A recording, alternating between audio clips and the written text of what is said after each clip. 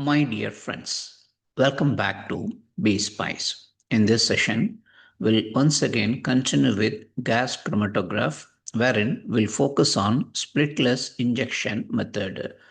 So, if you are a first-time viewer, just wanted to inform your friends. Last few videos we have been focusing on gas chromatography. Okay, wherein the first video we've talked about the what do you call the look and feel and the fundas, the structure and fundas, and the last video we talked about split injection, and this is the splitless injection. In fact, there are four types of sample injection method. So one is split, another is this one splitless, and we have a direct and also on column, which we'll be talking in the subsequent sessions. So in this splitless, you may be asking, what is the difference between split and splitless, right? Yes, it's very simple, friends. A split is focusing more on sample concentration, high concentration. Splitless focus on low concentration. That is the only a difference. Of course, many more are there. We'll be talking that also separately in a separate session. So now we'll get on with the splitless injection. Okay.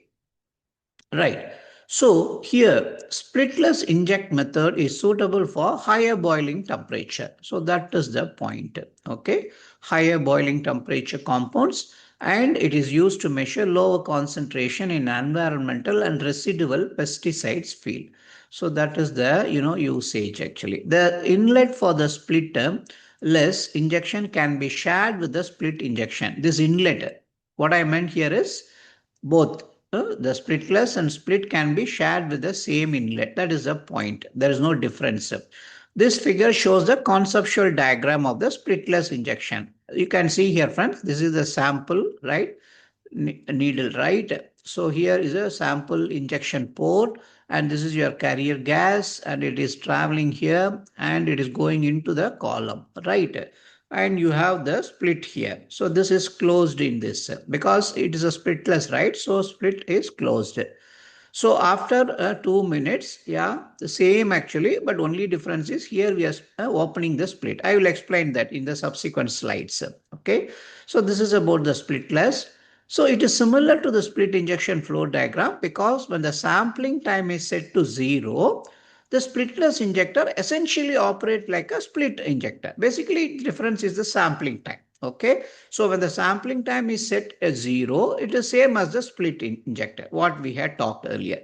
The sampling time is the amount of time set to direct the sample into the column before the split vent is open. Here the split is closed, right? So the sampling time after 2 minutes, okay, we will actually open this here. Okay, that is the point.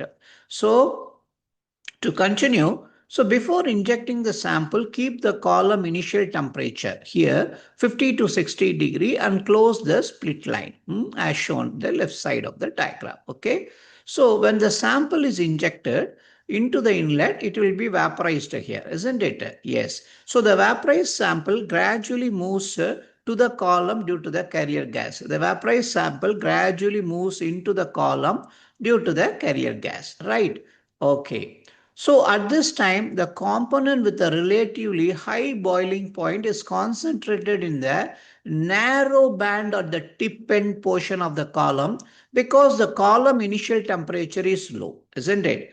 I again repeat, at this time, the component with a relatively high boiling point is concentrated in the narrow band at the tip end of the column because the column initial temperature is low. It takes 1 to 2 minutes for most of the vaporized sample to be introduced into the column. 1 to 2 minutes, most of the vaporized sample will be introduced into the column, and this is typical set amount of sampling time in a splitless injection. This is the sampling time. Okay, so I hope this is clear. Thereafter, as shown in the right side of the diagram, the split is opened here. So here the split is closed, and here we open the split. Okay, and the solvent, the sample at the inlet are removed, and the temperature is raised inside the column, and the concentrated component is separated at the tip end of the portion of the column to detect. Okay, so the splitless method is an analytical method that is suitable for relatively high boiling point compound with low analyte concentration. So that is the meaning, friends. That is the meaning of the splitless injection. Okay. So yeah, there are some, what you call drawbacks also, but it's widely used in environmental, residual and pesticide analysis as a method that can easily achieve the high sensitivity. Okay. So probably before winding up, I also wanted to tell you, see friends, just simple. Split means what? High concentration. Splitless means low concentration. And sample volume, in the split, only a fraction enters the column. But here, entire sample enters the column. That is the point. Whatever we inject, everything enters the column in the splitless. Okay. And of course, if you know the split ratio, that is 1 is to 50, right? But here there is no split. All goes into the column. That is the meaning. And analysis speed, split was faster because of smaller sample size, but here slower actually. Okay. And yeah, these are the things. And of course, the split was lower sensitivity and splitless is higher sensitivity. So yes, that's it, friends. Thanks for watching. And yeah, see you in another interesting video. Of course, I'm planning to continue this gas chromatography. For example, we have two more to talk, right? Direct injection and on-column injection. Let's see how it goes, because yeah, based on your support, I will do that also. Then I will go into a different topic altogether. Okay. Thanks. Thank you. Take care. Bye bye.